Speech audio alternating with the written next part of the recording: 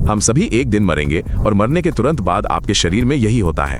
पहले कुछ मिनटों में सन्नाटा छा जाता है, लेकिन कुछ ही घंटों में एक ऐसी प्रक्रिया शुरू हो जाती है जिसे रोका नहीं जा सकता। आपका शरीर ठंडा होने लगता है, लगभग 1 डिग्री प्रति घंटा। मांसपेशियां पहले शिथिल होती है, फिर अचानक सख्त हो जाती हैं। कोशिकाओं को ऊर्जा मिलना बंद हो जाता है और वे धीरे धीरे अंदर से एक एक करके टूटने लगती हैं। कुछ घंटों बाद त्वचा के नीचे काले धब्बे दिखाई देने लगते हैं। गुरुत्वाकर्षण के कारण रक्त नीचे की ओर बहने लगता है और शरीर के उन हिस्सों में जमा हो जाता है जहां सतह छूती है।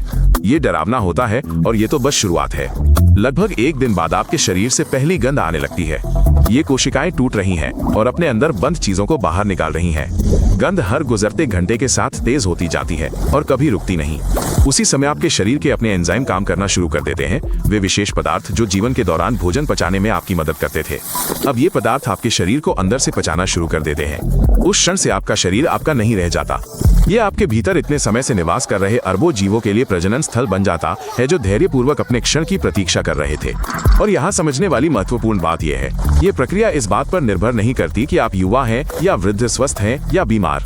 मृत्यु के बाद प्रत्येक शरीर एक ही मार्ग का अनुसरण करता है, अंतर केवल गति का है। कल्पना कीजिए, एक शव कई दिनों तक पड़ा रहता है और अचानक उसका पेट गुब्बारे की तरह फूलने लगता है। फिर एक बड़ी खोज। ये कोई फिल्म या कल्पना नहीं है, ये हर शरीर के साथ होता है बिना किसी अपवाद के। इसका कारण वे बैक्टीरिया हैं जो हमेशा से हमारी आंतों में रहते आए हैं। जब तक दिल धड़कता रहा वे शांति से बैठे रहे। जैसे ही नियंत्रण खोया, उन्होंने शरीर को खाना शुरू कर दिया और भारी मात्रा में गैस छोड़ी। हाइड्रोजन सल्फाइड, मीथेन, अमोनिया, ये सब शरीर के अंदर जमा हो जाते हैं, जिससे अंदर से दबाव बनता है। पेट कई दिनों में बहुत बड़ा हो जाता है, फिर दबाव फूट पड़ता है, एक आवाज और एक गंध के साथ। गंध इतनी तीखी होती है कि फोरेंसिक विशेषज्ञ कई सुरक्षा परतों के पीछे काम करते हैं। अनुभवी विशेषज्ञ भी कहते हैं कि इसकी आदत पड़ना असंभव है। हर बार ऐसा लगता है जैसे पहली बार हो रहा हो। गैसें इतनी तेज हो सकती हैं कि वे त्वचा को फाड़ सकती हैं और ताबूत के ढक्कन को उठा सकती हैं। यही कारण है कि दफनाने से पहले शवों को एक विशेष घोल से उपचारित किया जाता है। ये इस पूरी प्रक्रिया को अस्थायी रूप से धीमा कर देता है।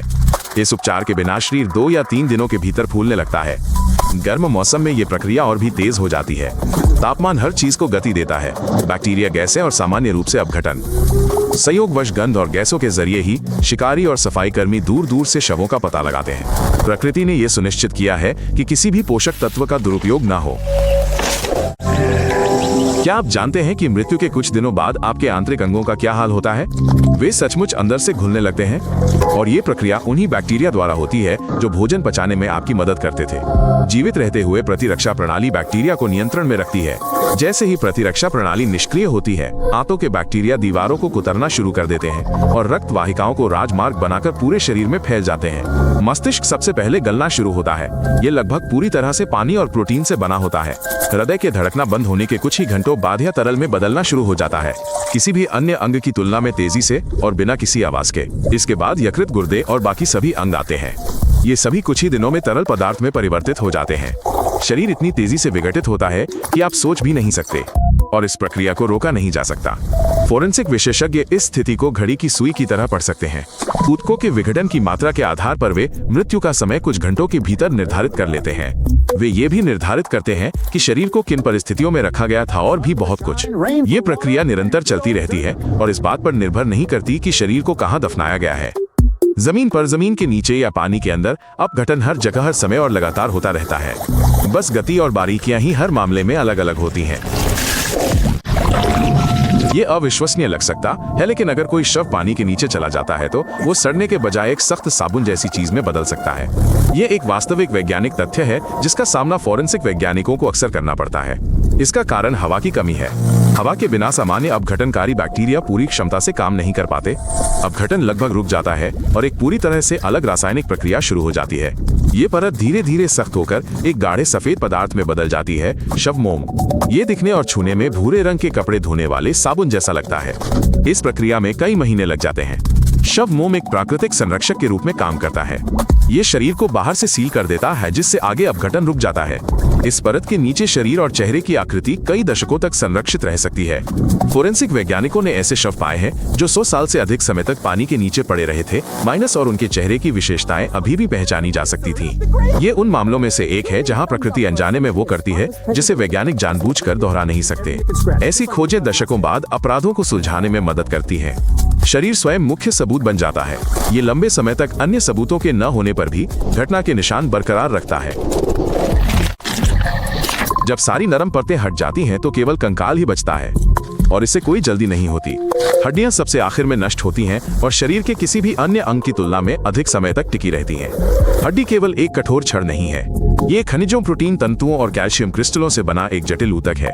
इसे नष्ट करना मांसपेशियों की तुलना में कहीं अधिक कठिन है। प्रकृति को वास्तव में कड़ी मेहनत करनी पड़ती है। सबसे पहले प्रोटीन तंतु हड्डी से अलग हो जाते हैं, जिससे ये भंगुर और टूटने योग्य हो जाती है। फिर खनिज लवण घुल जाते हैं, अंत में कुछ भी नहीं बचता, बस जमीन में एक काला धब्बा। इस प्रक्रिया की गति मिट्टी, नमी और गर्मी पर निर्भर करती है। अम्लीय मिट्टी में हड्डियां कुछ दशकों में गायब हो सकती हैं। शुष्क गर्म जलवायु में वे हजारों वर्षों तक अछूती रह सकती हैं। यही कारण है कि हम हजारों साल पहले रहने वाले लोगों के बारे में जानते हैं। उनके कंकाल शुष्क जलवायु में संरक्षित थे, लेकिन नम उत्तरी मिट्टी में 100 या 200 वर्षों के बाद किसी व्यक्ति का लगभग कुछ भी नहीं बचता। एक और विकल्प है दाह संस्कार।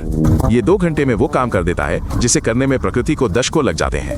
लगभग 1000 डिग्री सेल्सियस के तापमान पर पूरा शरीर कुछ 100 ग्राम राख और खनिज अवशेषों में बदल जाता है। किसी मनुष्य के पूर्ण प्राकृतिक अपघटन में 1 से लेकर कई दशक लग सकते हैं। फिर भी प्रकृति अपना मौका नहीं चूकती। चैनल को सब्सक्राइब करें और अन्य एपिसोड देखें, ये महत्वपूर्ण है।